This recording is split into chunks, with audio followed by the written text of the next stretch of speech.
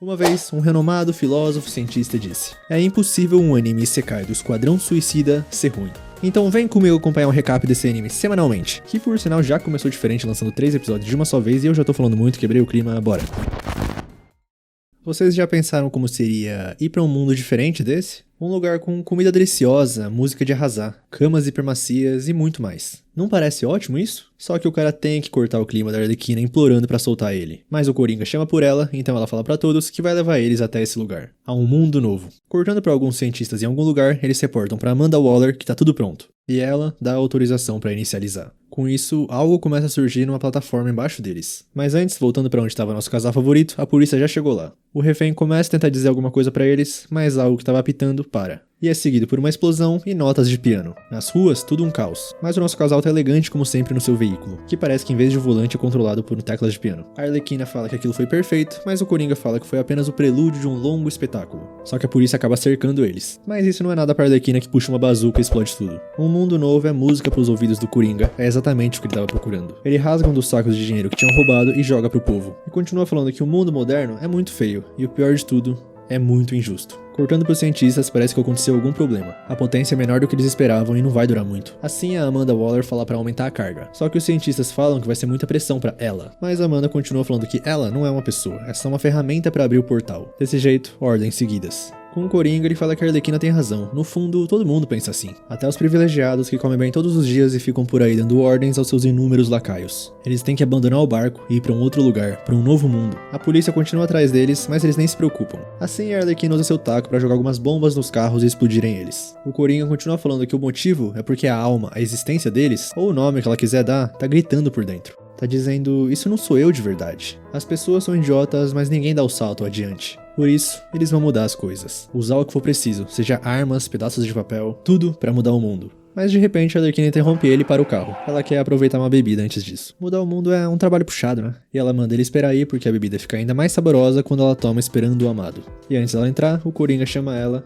e fala que ela é a melhor mulher que existe. Que responde falando que é só porque é a mulher dele. Desse jeito ela entra jogando dinheiro pra cima, mas parece que o pessoal não ligou muito pra ela não. Todo mundo se encara e ela vai em direção ao bar perguntando se alguém morreu por acaso. Ela pede alguma coisa doce, extremamente doce, e pergunta cadê o KJ. Aí o bartender fala que parece que ele pegou um resfriado. Com isso ela chama ele pra perto e fala uma curiosidade. Não tem nenhum KJ nesse bar. Os caras infiltrados já partem pra cima e ela estoura a garrafa na cabeça do bartender. Aí ela grita pro Coringa pra ele não entrar lá. Com os cientistas eles avisam pra Amanda Waller que precisam parar. Mas ela fala pra continuar e o portal enlouquece. Um pedaço de ferro passa zunindo por ela, mas ela nem pisca. Com a Arlequina, ela tá batendo nos caras com um sorriso no rosto. Eles também estão atrás do Coringa, então ele pega o carro e atropela um. Só que os caras têm reforço e armamento pesado, então ele tem que fugir. No meio de tudo isso, a Arlequina já derrotou todo mundo e consegue subir pra cima de um prédio pra fugir. Ela tenta entrar em contato com o pudinzinho dela, mas ele não responde. E enquanto isso, alguém joga uma faca nela. Ou seria uma katana. Parece que foi uma mulher mascarada em cima do outro prédio que jogou, que já pula pro prédio da Arlequina como se não fosse nada. Ela não entende o que uma samurai pode ter contra ela. Mas dito isso, a briga começa. A mulher de katana é bem habilidosa e consegue desarmar a Harley, que tenta fazer umas gracinhas pra fugir. Fala que a katana é bonita, mas a máscara deixa a desejar. Só que desse jeito ela tá sem nada pra atacar, então resolve tirar um cano da parede. E a briga tem uma baita coreografia, mas a Arlequina é encurralada e parece que a briga tem uma vencedora já.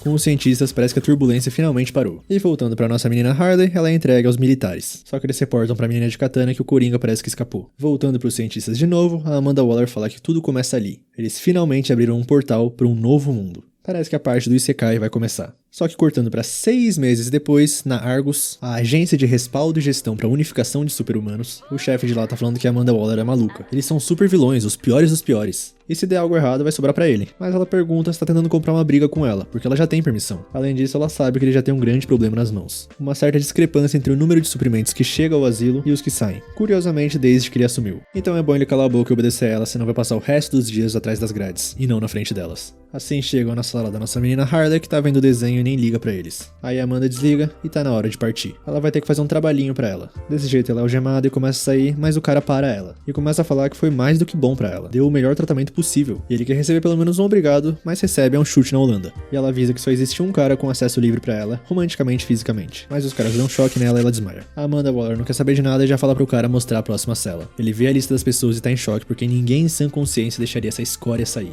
Aí ela fala que é claro, é impossível mudar o mundo sem um pouquinho de loucura. E na mente da Arlequina, ela tá se imaginando passando por um portal? Assim ela abre os olhos e dá de cara com um cara falando bom dia, flor do dia. Só que ela fala que queria ter acordado com o canto de um passarinho, porque tem que ser com a cara feia dele. Ele chama ela de psicopata e alguém na frente deles fala pra tomar cuidado como fala. Isso não é jeito de tratar uma mulher que acabou de conhecer. E desse a Arlequina gosta. Com isso o cara continua falando que eles estão vestindo a mesma coisa, mas cai melhor nele. E será que os dois não notaram nada especial no rosto dele? Mais 2 olhos, 2 orelhas, um nariz, uma boca. E a Arlequina complementa que ele é bonitão, mas não faz o tipo dela. E parece que o bonitão é um astro de cinema, na verdade. A nossa menina fica toda animada e fala que viu todas as temporadas de Game of Thrones. Só que o bonitão fala pra deixar pra lá porque a cena vai ser mais emocionante se eles entenderem quem ele é só mais tarde. Com isso, a Arlequina agora pergunta sobre o Jason ali. Ela pergunta se ele tá com um saco porque se acidentou cortando a barba, mas ele fala que não comete acidentes. Ele tá usando isso porque a missão seria comprometida se as pessoas vissem a cara dele. Eles se questionam sobre a missão e o cara fala que é uma causa nobre. E ele sabe porque eles foram trazidos lá. Eles estão numa missão de paz. Afinal, esse cara só trabalha pela paz. Com isso, o agente Brown aparece. O grupinho pergunta se vai demorar muito pra chegar, mas o agente fala que já chegaram faz um tempo. E começa a explicar que eles têm uma missão muito nobre a cumprir. E a própria Amanda Waller aparece pra falar que os 5 ali vão trabalhar com o agente dela, o Adam. E caso sejam bem-sucedidos, terão suas sentenças reduzidas. Simplificando, a missão é criar e proteger uma série de cabeças de ponte, que servirão de base para a realização de pesquisas e a exploração de recursos de uma certa região. Aí o primeiro cara parece que não entendeu nada e pede pra ela explicar com palavras que até crianças burras entendem. E além disso, por que eles trabalhariam pra ela? E isso é fácil, ela fala que é porque implantaram bombas nos pescoços deles. E claro, ela pode ativá-las ao bel prazer. Além disso, elas também funcionam em contagem regressiva. Se não receber um sinal de rádio deles a tempo, as bombas estão programadas para explodir após 72 horas. Ou seja, se tentar fugir ou ignorar as ordens que ela der, eles morrem. E ela ainda fala que ficou sabendo que o primeiro cara tem uma filha, que deixa ele maluco e fala pra Amanda Waller pra guardar as palavras dele. Se encostar um dedo na filha dele, ele mata ela. Aí ela pergunta se tem mais alguma objeção e a nossa menina mostra a língua pra ela. Agora é só seguir as instruções do Adam. Ele começa a explicar que todo o equipamento tá nas caixas de madeira ali atrás. Aí é pra eles trocarem de roupa e se preparar pra missão. Desse jeito ele tá indo soltar a Arlequina e ela pergunta se tem certeza. E se ela se agarrar nele, vai explodir mesmo assim? Ele hesita um pouco, mas ela fala que é brincadeirinha, já que ele nem faz o tipo dela. E o bonitão lembra que a Amanda falou que eram 5, cadê o último? Mas antes do Adam explicar, alguma coisa bate na nave. Ele dá uma olhada com os pilotos e parece que eles estão mortos. E o helicóptero acaba caindo no chão com tudo. Do lado de fora, uma mini guerra entre cavaleiros e monstros. Lá dentro, obviamente, os 4 também. A Arlequina vai dar uma olhada no Adam e parece que ele tá na mesma situação dos pilotos, não muito bem. Aí ela vê uma espada fincada na parede e usa pra cortar as algemas. Aí ela vai ver onde é que eles caíram e quando pisa pra fora, quase cai no limbo, mas o primeiro cara salva ela. Parece que eles estão numa terra flutuante. Um clássico mundo genérico de Sekai. Os outros também se soltam e o bonitão transforma a mão dele em barro pra destruir a porta do outro lado e sair. E os outros ficam surpresos de saber que ele é um meta-humano. Não é à toa que ele era o único com aquele dispositivo de contenção estranho. Do lado de fora, um dragão passa por eles e a Harley pergunta se eles por acaso participaram de Senhor dos Anéis. Lá na frente, parece que os orcs estão levando a melhor. E o bonitão fala que isso que é um set de filmagens, qual será que é o estúdio no comando? Desse jeito eles perguntam pro cara de saco qual que é desse mundo. Isso faz parte da suposta missão de paz? Aí ele só continua falando que é uma causa nobre. Ou seja, no fundo ele não sabe de nada. Nesse meio tempo, os monstros já chegaram até eles. E parece que eles não falam a mesma língua não. O bonitão começa a perguntar onde tá o produtor e tal, mas já é atacado por um deles. O sangue voa na Arlequina e todos percebem uma coisa. Isso não é um set de filmagens ou um sonho, porque mesmo com o fedor desses porcos, eles estão sentindo o cheiro de algo que já conhecem. É tudo real e a Arlequina dá uma risadinha.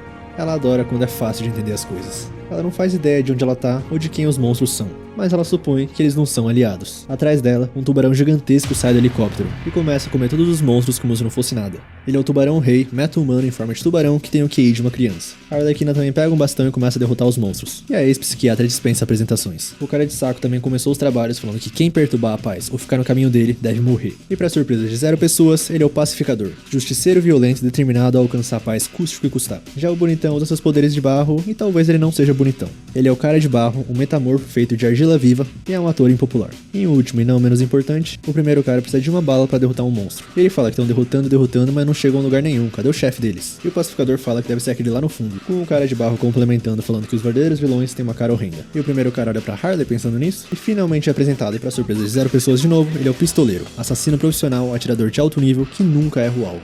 Aí, curiosamente, com um tiro, derrota o chefão. Nisso, os orcs recuam. Ninguém entende o que aconteceu, só que o pistoleiro fala que, deixando as aberrações de lado, a aberração, o Rei Tubarão, tá do lado deles? Ele provavelmente é o 5º cara que a Amanda Waller tinha falado, se é que dá pra chamar de cara. E se não bastassem os monstros, agora chegou os cavaleiros. Eles olham pro tubarão ruim devorando tudo e levantam a espada. Mas o pistoleiro com um tiro derruba ela. Ele tenta se comunicar falando que todo mundo tá do mesmo lado porque derrotou os monstros e tal, mas o cavaleiro fala alguma língua estranha e a espada volta pra mão dele do nada. O esquadrão fica em choque porque não sabe se isso foi um truque, magia, mas o cara de barro já entendeu tudo e fala que eles não precisam se preocupar. Assim ele se aproxima dos cavaleiros e pede desculpas por ter assustado eles. Mas se emociona e começa a pensar alto que as histórias da realidade dele eram chatas gratas de morrer. Só que Deus sabe mesmo como entreter. E ele foi abençoado com um cenário fantástico desses. A Arlequina pergunta se ele endoidou, mas ele fala pra ela olhar em volta dela. Dragões, orcs, guerra à moda antiga, espadas e flechas. E magia, é Alice no País das Maravilhas. Só que ele continua falando que o termo mais usado hoje na cultura pop é Isekai. Obviamente o esquadrão não sabe do que se trata, mas a gente conhece e talvez bem até demais. E o pistoleiro começa a debochar da tal causa nobre. Aí o pacificador fica bravo, os dois começam a brigar, e o cara de barro pergunta pros cavaleiros, e agora? Eles estão em frente aos heróis que foram conjurados de outro mundo.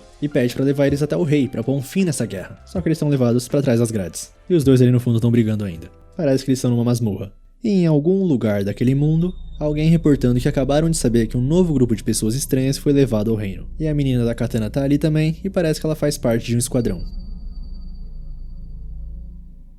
O mundo onde eles estão parece ser bonito, mas nem todos acham isso. Exemplificando o contraste, a rainha é carregada numa carruagem chique no meio de um vilarejo miserável. O povo clama por comida, mas os guardas nem deixam eles chegarem perto. No palácio flutuante, uma assembleia acontece. Eles estão eufóricos que os porcos ridículos não tiveram a menor chance contra eles. E isso graças a sua majestade que viajou para as linhas de frente, aumentando a motivação das tropas. Mas o guarda de rosa de antes pergunta como eles podem falar isso, ainda há súditos passando fome no reino. Só que parece que os velhinhos não ligam para isso, eles só querem recompensar os cavaleiros por uma batalha bem travada. E começam a acusar ele falando que ele é contra a comemoração de glória da rainha. Mas a mesma dá um basta e pergunta se eles realmente consideram o resultado dessa pequena peleja uma vitória. O reino só sairá vitorioso quando todos os brutos do império forem massacrados. E os caras mudam de opinião e concordam com tudo que ela disse na hora. O cara de cabelo rosa pergunta o que fazer com essas pessoas se referindo ao nosso esquadrão. E ele contextualiza que a intromissão deles na batalha ajudou eles, mas são um bando de excêntricos tanto na forma de falar quanto na aparência. E isso a rainha fala pra esquecerem eles na prisão, eles não têm tempo pra uma questão tão trivial. Só que o guarda fala que ele acredita que poderiam fazer bom uso das armas deles, mas a rainha corta ele falando que isso são palavras de um covarde. E parece que ele é o herói que já salvou o reino uma vez. O grande cavaleiro que foi abençoado com a armadura sagrada pela própria princesa. Dito isso, ela espera que todos eles vão à reunião de gabinete amanhã com um plano pra próxima batalha. E isso é tudo, mas a princesa Fiona interrompe um pouco. Ela começa a falar sobre essas pessoas estranhas, talvez eles sejam enviados do Império. Mas a rainha já disse pra esquecer esse assunto, a não ser que tenha uma informação de confiança pra compartilhar. Senão, é pra ficar quieta. Mais tarde, do quarto dela, a princesa observa o povo brigando por um pão, enquanto ela tem a melhor comida possível disponível pra ela. Só que parece que ela tá se segurando e passando fome. Assim, o herói Cecil entra no quarto e pergunta se ela ainda não tá comendo. Ela deixar de comer não vai alimentar o povo deles. Só que ela fala que não tem apetite e precisa pedir um favor pra ele. Cortando pra nossa menina Harley, ela tá numa sala sendo interrogada por dois policiais. Eles estão zoando ela pelo relacionamento com o Coringa, dela ser ex-psiquiatra e tal. E ela fala que guardas de prisão são todos brutamontes que não conseguiram entrar na polícia. Com isso, os guardas ficam bravos e atacam ela com um taser. Ela tá quase desmaiando, mas houve uma explosão. É o pudinzinho dela que veio pra salvar ela, ou será que era tudo um sonho? Parece que ela acordou com os guardas dando uma bronca nos outros prisioneiros. E fala que a realidade é realmente uma droga. O cara de barro começa a falar que chegou à conclusão que já que ninguém foi buscar eles depois de todo esse tempo, talvez eles não sejam bem-vindos ali. E o pistoleiro fala que qualquer ser pensante pode ver que eles estão na droga de uma prisão. Mas o cara de barro tá tão frustrado quanto ele. Eles só venceram a batalha graças a eles deviam ser tratados como heróis. Ele tava adorando a ideia de ser conjurado num mundo de Isekai. Mas claramente Deus não tem a menor ideia dos princípios básicos de uma narrativa. E o pistoleiro já entendeu tudo. Ele é um daqueles estrelinhas que todo mundo odeia porque fica exigindo mudanças de roteiro. Não é à toa que ninguém conhece ele, um Zé Ninguém de terceira. Mas o pacificador corta eles e fala que o tempo é o principal problema deles. 3, 2, 1, e com isso fazem exatamente 12 horas desde que o helicóptero caiu. Se tudo que a Amanda Waller falou for verdade, daqui a 60 horas a cabeça deles vai explodir. Eles precisam dar um jeito de voltar pro helicóptero antes disso. E todo mundo tá impressionado que realmente existe um cérebro dentro do saco. A Arlequina questiona porque ela achou que ele trabalhava com a Amanda. E a tal causa nobre. Mas ele fala que a única dama que ele serve é a liberdade. Só que ele tá disposto a fazer o que a Amanda quiser se necessário. Com isso, o cara de barro fala que não vê mais motivos pra ficar ali e levanta e vai em direção às grades. O pistoleiro fala que já tentaram de tudo pra abrir isso e tal, mas força bruta não é o estilo do cara de barro. E ele simplesmente passa pelas grades. Agora é pra eles esperarem ali que ele vai fazer a história avançar. Mas podem ter uma coisa em mente, que talvez o herói ser lamentavelmente obrigado a deixar os colegas pra trás e crescer com o sacrifício deles é um lindo clichê nos filmes. Na maioria das vezes a mocinha sobrevive, no entanto é bem típico de história de Isekai que o herói do mundo real seja recrutado pela princesa pra ajudar, e no fim acabem se apaixonando. Ele realmente entende de Isekai. Com isso, a Arlequina e os outros começam a chamar pelos guardas, e o pacificador até segura ele na cela. E quando ele se transforma, os guardas colocam um tipo de algema especial nele, que parece que inabilita ele de usar os poderes. E o resto do esquadrão comemora que ele voltou pra cela. Mas os guardas abrem a porta da cela e mandam eles saírem. Parece que tá na hora do almoço, se é que dá pra chamar isso de comida. E em volta todo mundo comendo como se fosse um refeitório de uma prisão mesmo. E uns monstros grandões chegam neles falando em outra língua que eles estão no lugar deles. E estão infestando o lugar deles com cheiro de humanos passando fraqueza. Os humanos idiotas que vieram antes deles fizeram a mesma coisa. Dito isso, eles não estão entendendo nada. Mas o pistoleiro fala que dá pra entender porque as regras sociais de prisão é igual em todo mundo. Só que antes dele levantar, o cara de barro fala pra esperar. esperar. Não é uma boa ideia fazer um escarcéu sendo que eles estão com pouco tempo. Só que o pistoleiro fala que eles não são do mesmo mundo, não falam a mesma língua, nem têm o mesmo gosto musical, e ele quer que eles se dê bem com eles. Só que o cara de barro dá o argumento falando que eles também são diferentes e estão ali conversando.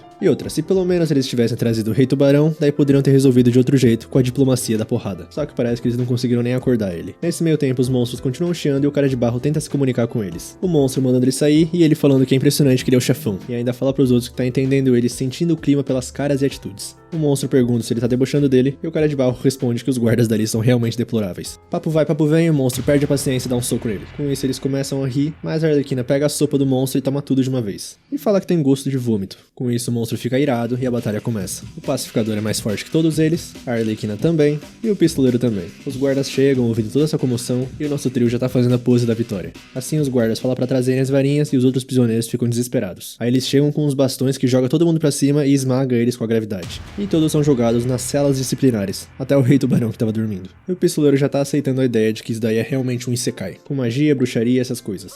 O pacificador tá tentando arrombar a cela à força, mas uma voz surge do fundo da cela perguntando quem são eles. Na língua deles, por sinal. E ele se apresenta falando que é o Rick Flag, um agente da Argus. Ou seja, eles perguntam se ele é parceiro da velha bruxa da Amanda Waller. E parece que ele perguntou quem são eles, mas já conhece todos. E até muito bem. Aí o Rick pergunta quando que eles chegaram e o pistoleiro fala que foi literalmente ontem. Com isso ele fala que a Amanda provavelmente começou a levar a sério. E começa a explicar o que tá acontecendo. Eles não foram o primeiro grupo a ser enviado a esse mundo. Uns meses atrás ele liderou o esquadrão encarregado de fazer o primeiro contato, com esse mundo estranho ligado a eles pelo portal. E o cara de barro fica todo feliz que é realmente um isekai. O Rick continua falando que foi porque eles estavam dispostos a ir pra qualquer lugar em busca de água e recursos naturais. Os benefícios à nação valeriam o risco de explorar mundos totalmente desconhecidos, mesmo podendo não voltar com vida. Desse jeito o pistoleiro conclui que eles ferraram tudo e agora o esquadrão tá ali pra limpar a bagunça. Um grupo de criminosos que ninguém daria a mínima se morresse. Como um esquadrão suicida. O Rick pergunta quem liderou eles, porque já que tiveram que substituir eles, provavelmente foi a Katana. Mas a Arlequina fala que foi um tal de Adão ou Eva, algo assim. E ele foi esmagado junto com o helicóptero. O assunto da bomba vem à tona, mas parece que o Rick não sabe da parte do contador sobre reiniciar. Aí eles explicam sobre a bomba relógio e tal, e o Rick fala que parece que o objetivo então é o mesmo. Com isso ele vai ajudar eles a escaparem, mas é pra ficar sabendo que não tem nada com ele. E como o helicóptero com os equipamentos foi esmagado, o sinal deve vir do outro lado do portal.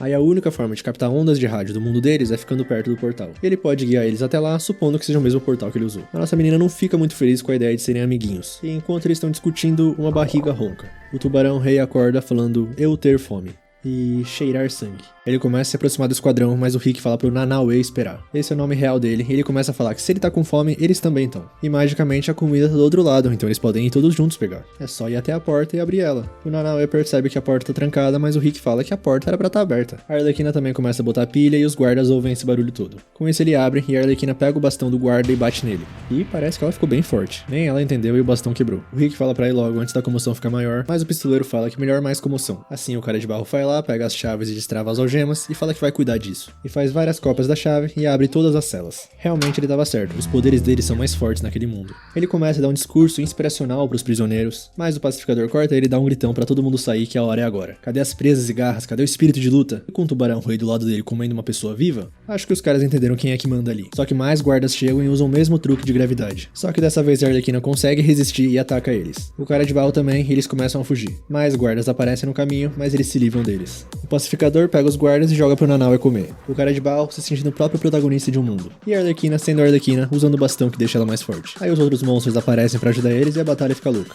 No meio de tudo, o cara de barro tá até ensinando eles a dançar balé. A Arlequina acha um pincel gigante com vários baldes de tinta também. E em vez de uma batalha, parece mais uma festa gigantesca. Mas à noite, o Cécio tá indo pra lá numa carruagem real. Ele se lembra da princesa perguntando pra ele se será que tá tudo bem ela ir falar com aquela garota e o grupo dela. Porque eles eram fortes o bastante pra mudar o rumo da batalha, né? Só que o Cécio tinha falado que só tava interessado nas armas. Ele mandou um técnico dar uma olhada de perto e ele ficou perplexo. Mas ela pediu por favor pro Cécio. Ela quer ajudar do próprio jeito. Essas guerras precisam acabar o mais rápido possível. Dito isso, eles chegam na prisão, que não parece muito bem uma prisão. Tá toda pichada, bandeiras hasteadas, parece que alguém dominou ali. Lá dentro, onde um dia os guardas usavam de posto de vigia, agora eles estão fazendo uma festa. E a Arlequina repara que parece que eles têm companhia. E o Rick não consegue acreditar que eles estão perdendo tempo ali.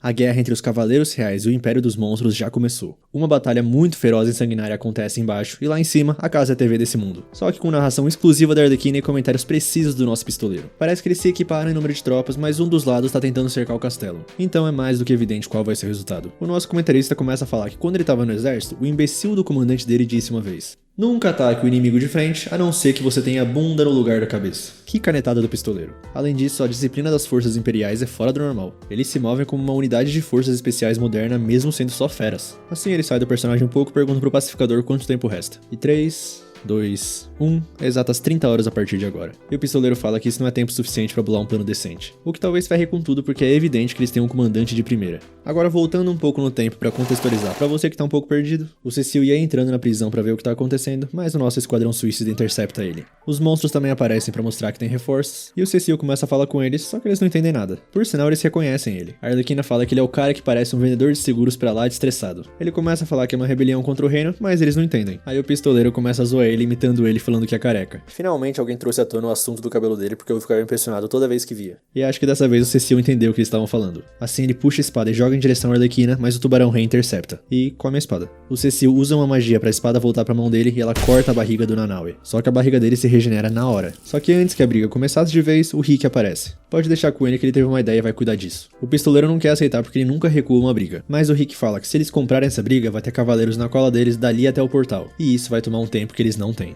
Assim ele avança e começa a falar na linguagem desse mundo. Todo mundo fica impressionado e ele fala que aprendeu um pouquinho com o pessoal na cadeia. Ele tá ali há mais tempo do que eles imaginam. Desse jeito ele fala pro Cecil, vamos fazer um acordo e vem até aqui, seu feioso. Não queremos lutar, então nos leve até o desgraçado do seu chefe. Só queremos conversar. Você entende o que eu tô dizendo, seu fedorento? O Cecil fica bravo e fala que sem chance. E o Rick, com a cara mais bondosa do mundo, fala, parem de desperdiçar meu tempo. E pergunta se ele não tá entendendo por causa de todo esse fedor. O esquadrão começa a questionar se o Rick realmente sabe falar a língua deles. Porque será que é realmente uma boa ideia se comunicar com as palavras que aprendeu de orcs? Aí ele continua e chama o Cecil de chorume e parece que essa foi a gota d'água. Mas antes de tudo ele é um herói e se recompõe lembrando das palavras que a princesa disse. Desse jeito ele guarda a espada e fala pro esquadrão seguir ele. E o Rick fala, agora sim, seu cocô. Cortando pro palácio já, parece que o nosso esquadrão não tá sendo muito bem recebido. Quando tiram as vendas, se impressionam com o cenário, a sala do trono. Dito isso, a Arlequina fala que é a pior festa de boas-vindas que ela já viu na vida. Com isso, Cecil fala que sua majestade vai receber eles agora e é pra tomar cuidado como falam. A rainha e a princesa entram e a última já troca olhares com a nossa Harley. Já a rainha lança um tipo de magia nos 6. E agora, parece que todo mundo consegue se entender. A Arlequina acha que é só ela e se acha um gênio, mas é todos. Aí o Rick dá um passo adiante e agradece humildemente a vossa majestade por ceder essa audiência hoje. E a razão de solicitarem esse encontro é que eles gostariam de fazer um pedido urgente. E o Cecil fica impressionado que ele sabe falar com educação. Só que a rainha fala que eles são prisioneiros, que direito eles têm de fazer pedidos pra ela. Aí o Rick primeiramente pede desculpas pela insolência na prisão, mas fala que tem informações que podem ser úteis à vossa majestade. E em troca pede apenas pra circular livremente. A rainha fica em silêncio, então ele continua. O império só ficou mais forte porque eles substituíram todos os oficiais superiores que lideravam as tropas. A princesa fica surpresa, mas parece que a rainha já sabia disso há muito tempo. Assim o Rick continua falando que todos os novos oficiais superiores vieram de outro mundo como eles. E disso parece que ninguém ali sabia. Aí o Rick continua falando que eles são perigosos, mas a Arlequina interrompe. Ela já entendeu tudo. Já que mandaram um grupo antes deles, certamente não foi um de soldados de verdade, né?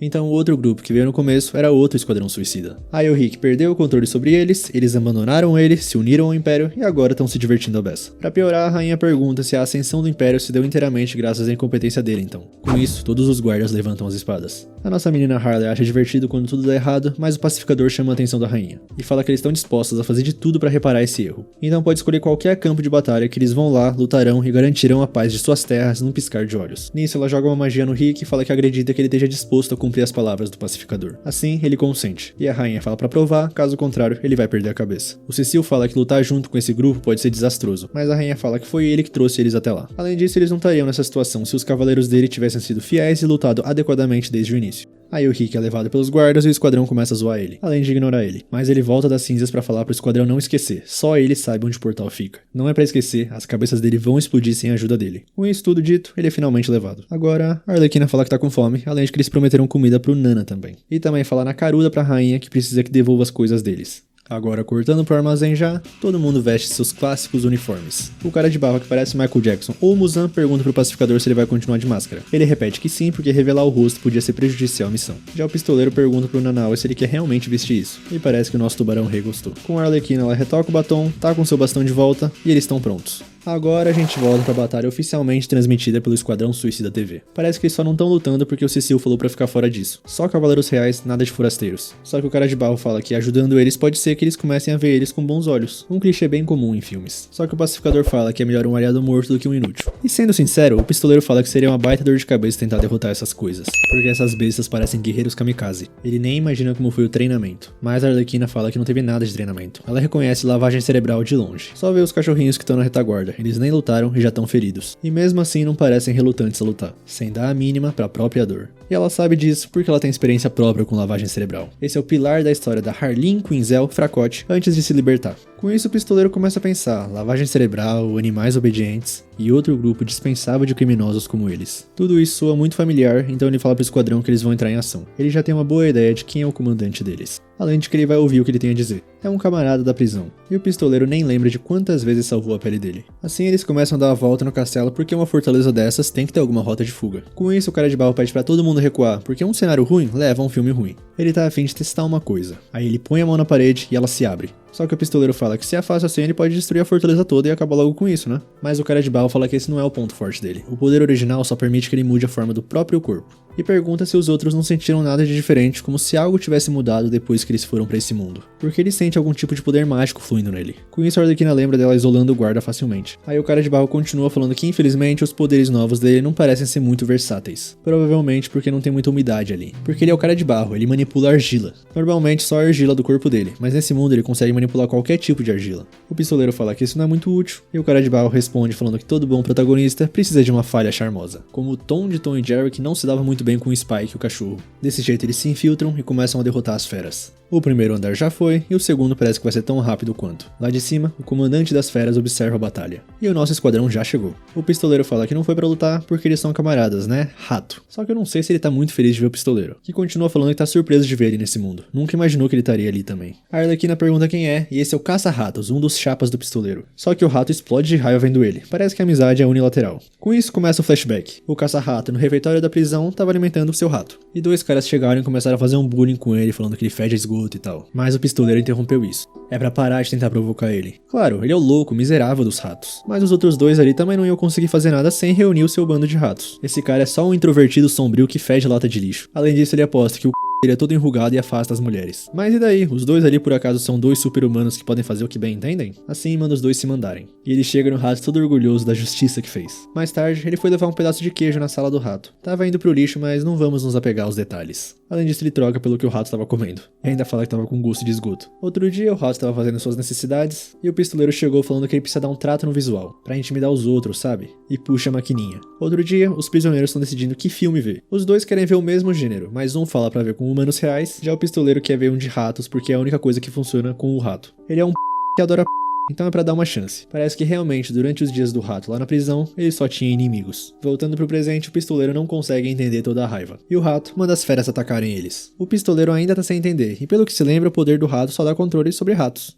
Mas parece que nesse mundo é diferente. E a batalha começa e o Nanaue já comeu 5 em 1 segundo. A Arlequina se divertindo como sempre com seu bastão de volta. O pacificador trazendo a paz com a sua arma. Só que os monstros não param de vir, então ele atira direto no rato. Então uma das feras pula na frente dele pra tomar o tiro. Os monstros continuam vindo sem parar e a Arlequina fala pro pistoleiro fazer alguma coisa, já que é a culpa dele eles estarem nessa bagunça. E ele fala que isso tava sendo legal com o rato. Aí pergunta pra ele se foi por causa do ou do Isso faz a ira dele ficar maior ainda e ele espelha isso pras feras. Mas o nosso cara de barro começa a falar que água sempre flui pra baixo. Isso é verdade em qualquer era, seja a era medieval ou os dias modernos. E a pressão da água é o principal motivo pelos quais os tanques de água costumam ser construídos em locais elevados. Como aqueles ali, e o pistoleiro entende o recado e atira neles. Toda a água começa a cair e o cara de barro usa seu poder. As feras que tinham sido fortalecidas pelo rato caem todos no buraco. Agora com ninguém pra proteger, o pacificador atira nele. Mas ele é salvo de novo. Dessa vez é a menina da máscara. E a Arlequina reconhece ela. Desse jeito os dois conseguem fugir e o palácio todo desmorona. Parece que a batalha acabou com isso, mas o Cecil não tá entendendo. Aí mais tarde a bronca com o nosso esquadrão suicida já começou. Parece que esse forte era originalmente do reino e o plano era recuperá-lo. Mas o nosso esquadrão não dá a mínima, é só limpar um pouco e fazer uma manutenção. E saem zoando o cabelo do Cecil. Na sala de reuniões do palácio, parece que toda a batalha foi realmente transmitida. Todo mundo ouviu a força do nosso esquadrão, até a rainha e a princesa. Agora em algum lugar daquele mundo, a garota de máscara tá falando que só vai ajudar o rato dessa vez. Porque ele sabe que o imperador pensa de fracassados. Assim ele fala que isso não vai se repetir, e vai mostrar pro pistoleiro e pros outros do que ele realmente é capaz.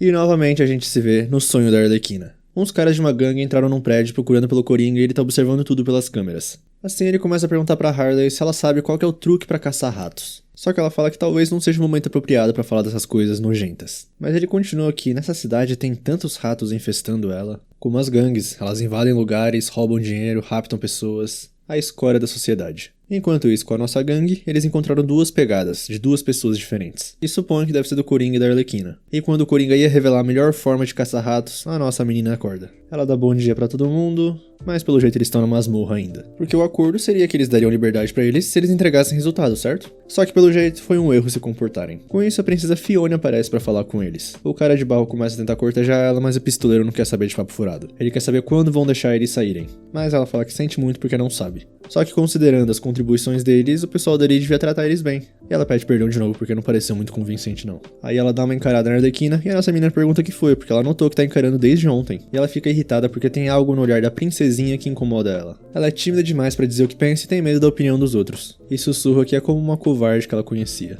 Dito isso, a princesa não fala nada e o Cecil chega. Finalmente chegou a hora do nosso esquadrão sair, porque a rainha chamou eles. Agora voltando um pouco no passado, mais especificamente da nossa princesa Fiona, ela brinca com seus amigos na cidade. Eles até dão uma bronca nela, falando pra ela parar com essa fala requintada, já que ela tá disfarçada de plebeia. Aí ela pergunta sobre o irmãozinho do menino, o No. Mas parece que ele tá doente ainda, o preço do pão subiu de novo, não tem nem mais chaminés pra ele limpar, talvez ele mesmo tenha que ir lá sujar. Com isso lá embaixo, o Cecil falando pra Fiona voltar. E parece que o pessoal não gosta muito da realeza. E pra finalizar, o No pergunta se ela sabe quando a guerra vai acabar, mas ela não sabe. Ela só mostra que eles estão ali, perto das montanhas. Mais tarde, a rainha dá uma bronca nela. E aí que foi os guardas da cidade que informaram ela, não o Cecil. O que ela fez é vergonhoso. Ela forçou o futuro comandante dos Cavaleiros Reais a mentir pra rainha. Ela tem que se lembrar que eles são membros da realeza, têm status superior aos plebeus. E deveres diferentes dos deles. Mas antes da rainha sair, a princesa pergunta qual que é o dever deles então? E ela fala que é acabar com a guerra. Desse jeito, cortando para outro dia chuvoso, parece que o No foi uma das vítimas da guerra. Mas voltando ela pra realidade, o Cecil chama ela porque tá na hora de começar o conselho de guerra, mesmo que ela não precise participar. Só que ela quer estar lá de qualquer jeito. Logo no conselho eles observam o tamanho do exército inimigo. O Cecil informa toda a situação, onde eles estão e felizmente eles são bem lentos. No entanto, os guardas que eles deixaram na fortaleza reconquistada não são suficientes para lidar com esse número todo.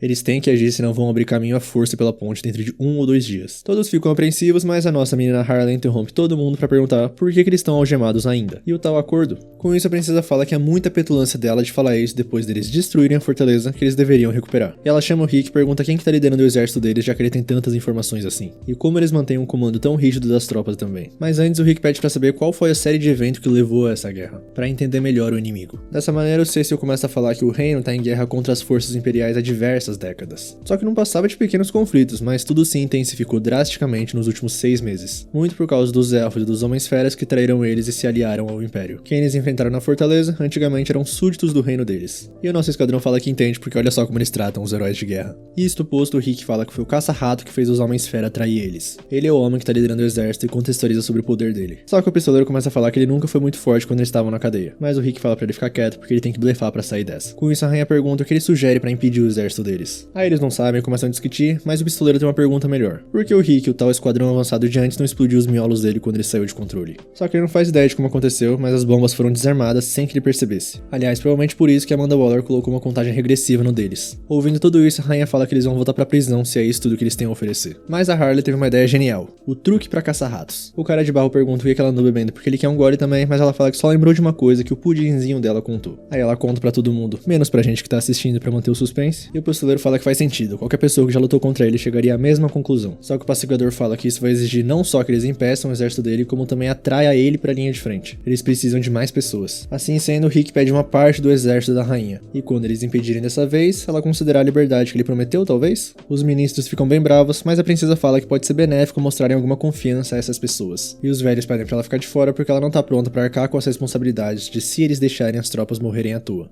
E o Cecil também fala que seria uma imprudência. Os únicos cavaleiros que ainda têm condição de lutar são os que estão diretamente sob as ordens dele. E mesmo assim, não é o suficiente. Com isso, nossa menina Harley fala que ele tá repleto de caras morrendo de vontade de ir, na verdade. Desse jeito, cortando pro dia da batalha, os caras de quem a Arlequina tava falando são os prisioneiros da prisão que o nosso esquadrão dominou. E o grandão tem até apelido, é o Pé de Feijão.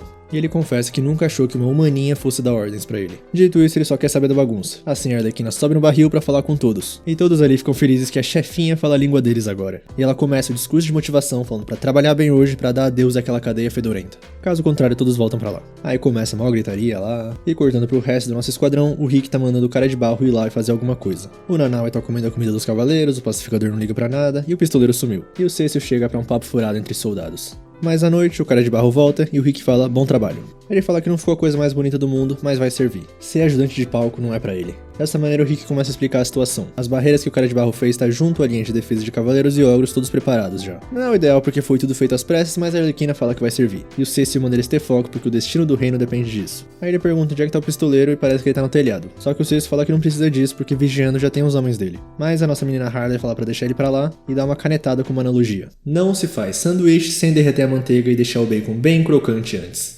Preparativos são tudo. Além de que o pacificador assume se ele ferrar com tudo. Com isso, o cara de barro começa a perguntar sobre a princesa Fione, porque ele teve a impressão de que ela também queria perguntar alguma coisa pra eles. Aí o Cecil fala que ela é muito bondosa, ninguém no castelo se importa tanto com os súditos quanto ela. Mas a Arlequina fala que na verdade ela não se importa com ninguém, é só uma fracassada que fica só chorando e se odiando. Aí o Cecil fica bravo, mas o Nanaue começa a sentir o cheiro de algo, parece que eles chegaram. As forças inimigas do Império. O Cecil fala que vai assumir a linha de frente enquanto o esquadrão lidera os ogros. Mas eles falam que não vão fazer nada. O Pé de Feijão e os amigos dele estão prontos pra pancadaria. Aí o Cecil começa a chiar porque só eles já lutaram contra o comandante inimigo, mas eles falam que não faz muita diferença se alguns deles se juntarem. Além de que é muito incivilizado pro cara de barro. E o pacificador não pode sair do lugar porque é o apoio. E o Nanaue tá comendo. Desse jeito, o Cecil sai soltando fumacinha pela cabeça. Na batalha, o caça-rato tá ali no meio também. Já usa seu cajado e o exército humano vê aquilo e fica apreensivo porque o exército é muito grande. Eles têm muito mais soldados. Mas o Cecil, como futuro comandante dos cavaleiros, bota a ordem no lugar. E faz um belo discurso motivacional. E quando a guerra parece que vai começar, um tiro passa perto do caça-rato. É o pistoleiro e ele sente que o trabalho já foi feito, mas o caça-rato comemora porque ele errou, ele perdeu uma oportunidade de ouro. Aí ele manda a tropa dos Homens-Fera avançar, só que ninguém se mexe. Então ele olha pro seu cajado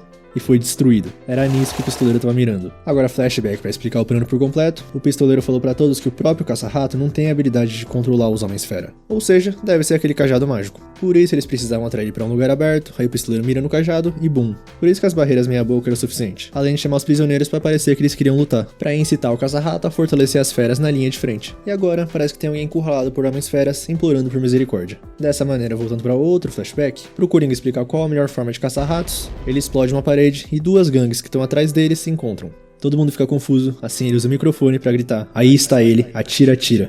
E essa é a melhor forma de caçar ratos. Fazer com que os ratos comam uns aos outros. E voltando pro presente, é isso, trabalho feito então. O pistoleiro fala que foi moleza porque só tava a 700 metros de distância. E é bom que isso foi uma lição pra todos eles. Estão preparados pra outra canetada? Por mais gentil que você seja, o mundo te retribui com uma facada nas costas. Porque ele fez favores demais pro caça-rato. O Cecil não tá entendendo nada do que tá acontecendo e o nosso esquadrão chega falando que tá partindo. Eles estão com preguiça de explicar, mas derrotaram os caras como prometido. Por isso que agora eles estão livres. Com isso chega um cavaleiro pro Cecil com uma mensagem do exército inimigo. Eles estão dispostos a se render. Pronto, acabou o show e agora é hora do Rick levar eles pro portal. Cortando pra assembleia, a notícia já chegou e todo mundo comemora. Mas a rainha não parece estar muito feliz não.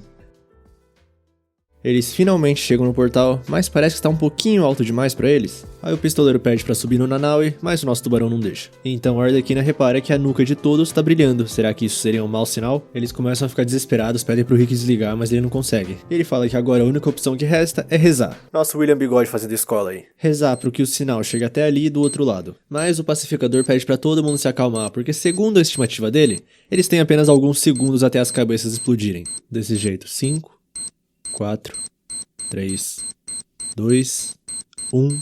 E o portal emite um sinal e as nucas ficam verdes. Pelo jeito, nosso esquadrão não foi abandonado pra morrer. E se já tá todo mundo bem, a Arlequina e o Nanaue falam que estão com fome. Mas o Rick fala pra eles continuarem atentos porque o temporizador vai ser reiniciado a cada 72 horas. E deixar ficar por um fio de novo talvez não seja uma boa ideia. Ao mesmo tempo, como não mataram eles, quer dizer que esperam que eles terminem a missão. A Arlequina tenta dar uma desconversada, mas o Rick contextualiza sobre a missão de novo. Enfim, a missão primária agora é estabelecer boas relações com o povo do reino, então é pra começar ajudando a acabar com a guerra. E por razões como missão de paz, nada pior que um filme que termina na metade, vontade de explodir o Império e fome, o nosso esquadrão aceita. E também porque tem uma bomba na nuca deles. Desse jeito, eles se aliam com o Cecil e o reino e começam a reconquistar as terras. De grão em grão, com um pouquinho de violência também, os territórios voltam a ser do reino. Assim, mais tarde, todo mundo reunido e o barulho de alguém apertando o gatilho de uma bala sem arma ecoa pelo ambiente. Com isso, o cara de barro fala pro pistoleiro que isso não vai fazer balas surgirem magicamente. Aí o nosso pistoleiro fala que economizou bastante no uso delas, mas nada dura pra sempre. Dito isso, a nossa menina Harley deu uns 50 tiros na árvore pra formar um coração. Já o Cecil tá aliviado de saber que ele não vai ter mais acesso às armas imundas dele. Mas o pistoleiro chama ele de Homem das Cavernas e fala que se for assim, é pra desafiar eles pra um duelo com uma luva de pelica ou coisa assim.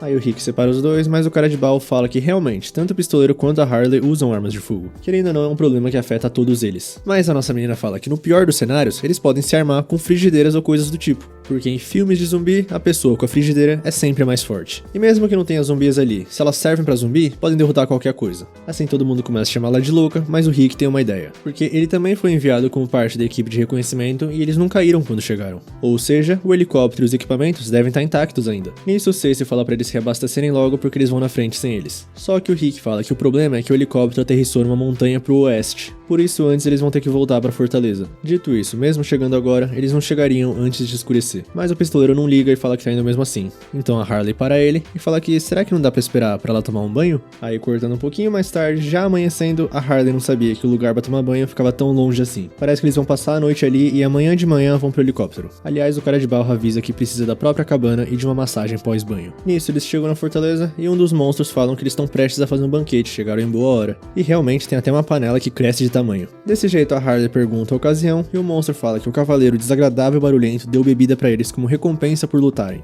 Ninguém sabe muito bem de onde veio toda essa generosidade, mas bebida é bebida, não tem por que desperdiçar. Só que a Arlequina ainda acha meio nada a ver um acordo injusto desses, já que eles foram arrastados até ali pra lutar na guerra. E realmente eles falam que foi péssimo no começo, mas não é mais. Já que eles lutam na linha de frente, foi dito pra eles que eles terão o comando desse lugar. Desde que não caia sob o controle do Império, o reino não se importa. E eles até achavam que eram vilões, mas até que não é ruim saber que o reino depende deles. Mas o esquadrão pergunta se eles emburreceram de tanto beber, porque vilões são sempre vilões. Tudo isso só porque o reino mostrou um mínimo de gentileza. A ignorância é mesmo uma benção. Só que o pé de feijão ri porque não é à toa que eles se sintam assim. Porque eles são absurdamente fortes comparado aos monstros, por isso que eles não entendem como eles se sentem. Eles são especiais. Desse jeito de manhã, o nosso esquadrão já tá partindo pro helicóptero, mas a Harley parece que pediu a frigideira de ontem pro monstro. Porque frigideiras são a arma suprema. Aí o cara de barro dá tchau pros pequenos servos, mas o pé de feijão fala que vilões não se curvam a ninguém e eles são vilões como eles. Aí jornada longa caminho num mundo desconhecido, brigas pra todo lado, mas eles finalmente conseguem chegar à montanha onde o helicóptero tá. E a Harley vê um pássaro ali, só que eles chegam mais perto e o pássaro, na verdade, era um dragão. Parece que ele tá usando o helicóptero como ninho. E eles chegam à conclusão de que uma equipe de fracotes com equipamento porcaria não parece o ideal pra matar um dragão. Além de que o dragão devia ser o último boss, né? O clímax da história. E o pistoleiro fala que ele só precisa de uma besta porque viu usarem uma pra matar um dragão em Game of Thrones. Mas de qualquer jeito, o helicóptero tá cheio de equipamentos e munição, então eles não podem desistir e voltar de mãos abanando. Mas o esquadrão nem tinha pensado nisso, e o cara de barro fala que vai assumir o controle. Assim ele começa a se transformar. Garras, cauda, asa. E sai isso daí que o esquadrão começa a apostar se é um gatinho, um cachorro ou um passarinho. E o cara de barro chega à conclusão que parece que a química não foi boa. Aí o pistoleiro começa a zoar ele de ator de meia tigela que não consegue nem seduzir um dragão. Mas parece que essa não é uma boa hora pra discutir, porque o dragão ouviu todo esse barulho e tá logo atrás deles. E o cara de barro fica animado porque isso sim é um Isekai. Dessa maneira começa a perseguição, o dragão solta bolas de fogo como num Isekai. Aí o pistoleiro resolve se esconder, mas parece que não foi uma boa ideia. E agora é a vez da Harley, ela até faz os malabarismos, mas só consegue fugir. Nisso o Rick fala que vai bolar um plano, mas nesse meio tempo o Nanaue foi pego pelo dragão. E o esquadrão só acha bem inesperado que nunca viu um dragão preferir peixe a carne. Pelo jeito a alimentação saudável tá mesmo na moda. Mas o Rick fala pra parar de palhaçada que eles têm que salvar ele. E o pistoleiro parece que tem uma última bala. Com isso, o cara de barro faz uma muralha enorme pra impedir a passagem do dragão e fala pra aproveitar pra eles pegarem as armas agora. E o pacificador e o Rick que vão atrás. Já o pistoleiro tá preparado pra dar o último disparo. Então ele atira, mas é óbvio que uma bala não vai fazer nem cócegas no dragão, que cospe o Nanaue numa bola de fogo. Só que parece que ele tá bem, só tá com um pouquinho de calor. Mas o poder do cara de barro não parece muito útil porque as chamas do dragão secam a lama,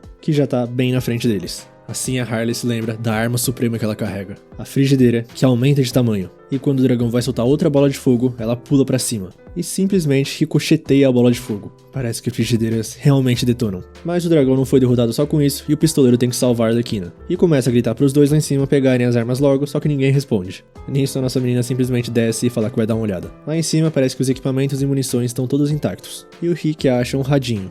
Já o pacificador acha outra coisa que pode ser útil. Nisso a Arlequina já subiu lá e acha outra coisa interessante. Uma bazuca. E chama o pacificador lá embaixo que tá sofrendo com o dragão e joga entrega especial pra ele. E como se o esquadrão tivesse sempre lutado juntos, bem entrosados, o pacificador chama a atenção do dragão com alguma coisa que faz ele ficar desesperado, o cara de barro segura ele pela cauda com uma mão gigantesca e agora é a hora do pistoleiro mostrar como se mata um dragão. E acerta logo o pescoção do dragão que começa a pegar fogo. E quando ele começa a se debater desesperado, bate nas pedras, cai tudo em cima dele, Um efeito dominó bem grande, mas no final das contas, ele acaba caindo colina abaixo. E quando o pistoleiro parece que vai cair também, o nosso Nanaue aparece para salvar ele. Aliás, reconhecer que ele fazer trabalho muito bom. Mais tarde, o pistoleiro tá todo feliz porque tem munição agora, e o cara de barro pergunta pro pacificador como ele conseguiu fazer o dragão parar. E ele mostra um ovo, provavelmente o ovo dela. Não é à toa que ela ficou tão desesperada. Assim ele pede a frigideira pra Harley que ele quer fazer um omelete de ovo de dragão que nunca provou. Mas ela fala que nem ferrando porque isso foi uma crueldade. Pelo jeito até a Harley tem seus valores. Só que o ovo começa a quebrar e nasce um dragãozinho. E parece que ele acha que a nossa menina é a mãe dele. Mas o pistoleiro fala pra ela abandonar essa ideia porque essa coisa vai ficar enorme como a mãe. Só que ela tá ignorando tudo e fala que tem que dar um nome pra ele. E que tal Arthur?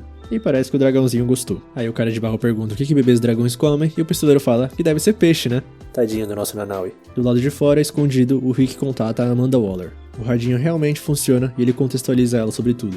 Desse jeito, sobre a equipe de reconhecimento antiga, pode se livrar deles. Voltando pra dentro do helicóptero, o pacificador fala que não tem mais salvação, o dragão fez um bom estrago nele. Vão ter que voltar a pé. Assim todo mundo voltando, carregando os equipamentos, a Harley com seu pet novo, mas ela começa a sentir um cheiro estranho. Então eles dão a volta na colina e a fortaleza tá em chamas, com 2 indivíduos em cima deles que não parecem ser humanos comuns. O esquadrão observa de longe, os soldados, os orcs, todos foram derrotados. O pé de feijão tenta rastejar para se salvar com a Arlequina vendo tudo isso, mas uma mulher simplesmente decepa a cabeça dele, uma elfa. Com isso, a Arlequina dá o Arthur pro Rick e o esquadrão já entendeu o recado. Sem pensar muito, eles partem pra cima. E a Arlequina já começa indo pra cima, arrastando sua panela no chão. Os elfos vão atacar ela, mas o pistoleiro tá de retaguarda. O Nanaue também já começou, o pacificador também, mas de repente uma baita explosão.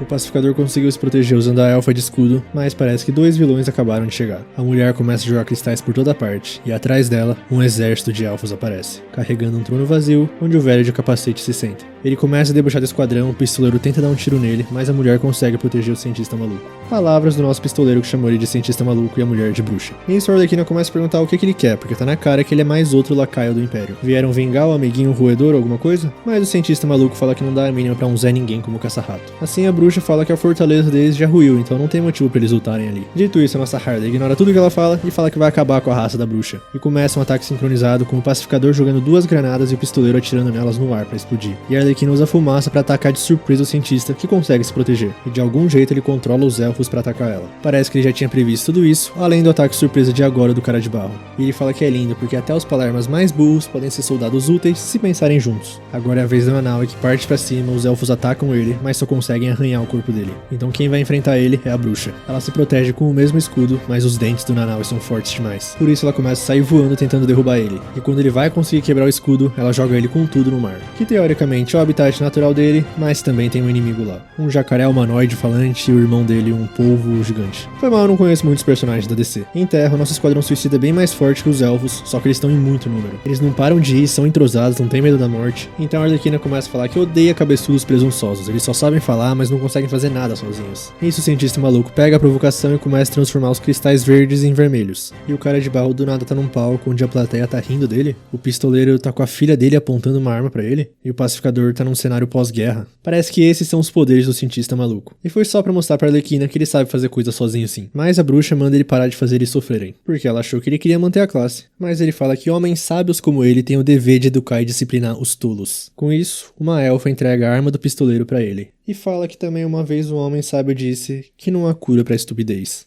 E dá 3 tiros, um em cada coração, do pistoleiro, cara de barro e do pacificador. Nisso a bruxa começa a mandar a Arlequina embora, mas ela já vai atacar sem pensar, e começa a falar que eles são só mais uns puxa-sacos do Império. Só que a bruxa fala que é só uma aliança temporária, ela tá pouco se lixando pra Argos, mas também não gosta do Império. E a nossa menina fala que fica indo de um pra outro, não gosta de ninguém, mas faz o trabalho sujo. Ela absolutamente odeia gente como eles. E isso, pelo jeito, pega na ferida da bruxa, que solta um baita ataque que a Arlequina não consegue proteger nem com a super panela. Ela até começa a sonhar com o Coringa de novo, ele falando pra ela se compor que ela finalmente foi pra um mundo novo. E se ela morresse ali, seria muito chato. Pra ela e pra ele também. Desse jeito ela acorda e o Rick entrou em ação. Ele tá ameaçando os dois de explodir a cabeça deles. Mas o cientista fala pra ele parar de provar que é mais um idiota como eles. Se isso fosse remotamente possível, ele já teria explodido a cabeça deles quando eles se separaram há meses atrás. Mas o Rick tá afiado também e fala que recebeu ordens pra capturar eles vivos. E se ele quiser testar... Aliás, pelo jeito, o nosso tubarão-rei também foi derrotado pelo crocodilo falante. E o cientista parece que não tá muito confiante na sua jogada e fala que vai recuar então, já que já limparam a fortaleza de qualquer jeito. O Rick pode ficar à vontade com o seu exército de 2 pessoas, de uma garota psicopata e um homem tubarão. Desse jeito, quando eles recuam, os elfos caem todos no chão desacordados. Então o Rick pergunta o que aconteceu e a Arlequina tá chorando sobre o corpo do pistoleiro.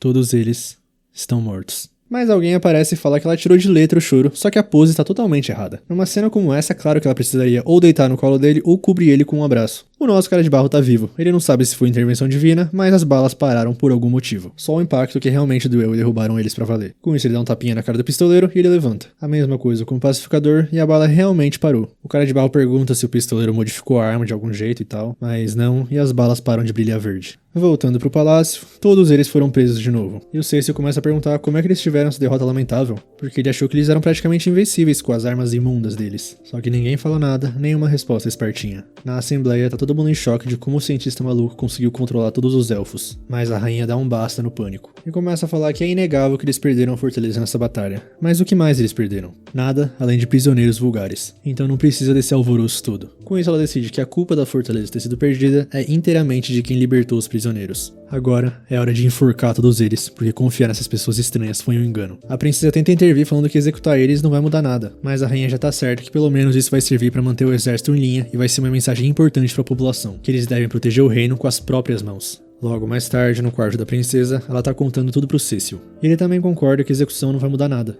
Aí a princesa começa a falar que uma vez a mãe dela disse uma coisa pra ela, que acabar com a guerra é o dever da realeza. Só que a princesa tá com uma forte sensação que a mãe dela deixou a raiva por aquelas pessoas obscurecer seu próprio julgamento. E não sabe se pode continuar confiando na própria mãe. Assim o Cecil pergunta qual a opinião da princesa sobre os forasteiros. Então a Fionn fala que não sabe, mas ela quer acreditar neles. E o nosso Cecil fala que talvez ele também tenha se apegado a eles. E também teve uma ideia. Já lá na masmorra, o Rick tá falando pra escapar logo e acabar com a raça do Império. Porque querendo ou não, a culpa é deles que eles estão semeando todo tipo de caos no mundo. Dito isso, o pistoleiro fala que a culpa não é dele não, é do Rick e da Argus. Lá em cima na janela, o nosso pequeno Arthur aparece. A mamãe Harley fala que não tem nada pra dar de comida pra ele, e assim o cara de Baal fala pra que tal fazer ele tirar eles dali. Só que o pistoleiro duvida muito que um negocinho pequeno daquele consiga. Mas de qualquer jeito, deve ser melhor que o bunda de craca que tá ali. Parece que o nosso Nanaue tá meio catacônico por ter perdido. Aí o Arthur até tenta, mas é muito pequenininho ainda. E de repente o Cecil aparece, abre o portão e fala pra eles saírem. A Arlequina acha meio suspeito tudo isso, mas o Cecil começa a contextualizar eles. Eles precisam sair e lutar contra o Império de novo pra provar que tem valor. Porque tem uma rainha aí que pretende executar todos eles. O pistoleiro não gosta muito da ideia de ser mandado de novo pra linha de frente, mas o Cecil pega ele e começa a falar que eles lutaram de forma admirável. Mesmo que eles dependam de estratégias e armas desleais, isso não muda o fato de que eles arriscaram as vidas. Tudo por um reino ao qual não devem nada. Por isso eles não merecem ser executados. E começa a falar que ele perdeu a noiva nessa guerra. E pergunta pro esquadrão se eles não têm família ou outra pessoa na vida deles. Alguém esperando a volta deles. Tá proibido piadinha do cabelo do Cecil a partir de agora. Por isso que o nosso mano Cecil é o líder dos cavaleiros. Aí o Rick também começa a falar que nunca pensou que o esquadrão era tão covarde. O Pensador realmente entrou na cabeça deles, né? No caso, o cientista maluco é o Pensador. Porque esse é o poder dele, os jogos mentais. Com isso, a princesa também aparece e fala pro Cecil que eles estão ficando sem tempo. Ela não vai conseguir enganar os soldados pra sempre. Aí então, o nosso chefe dos cavaleiros pergunta o que o esquadrão vai fazer. E o pistoleiro vai em direção a Nanaue e manda ele abrir a boca.